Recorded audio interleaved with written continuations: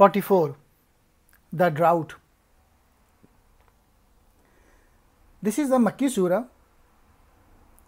and it is fifth in the number of surahs that begin with HaMim. It has 59 verses in 3 sections. The surah warns about the punishment of Allah.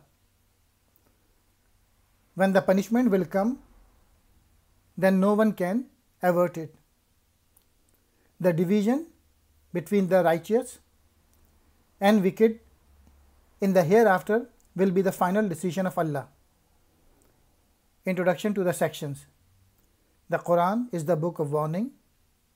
Number 2, the day of judgment is a certainty. Number 3, Allah will punish the wrongdoers and He shall reward the righteous.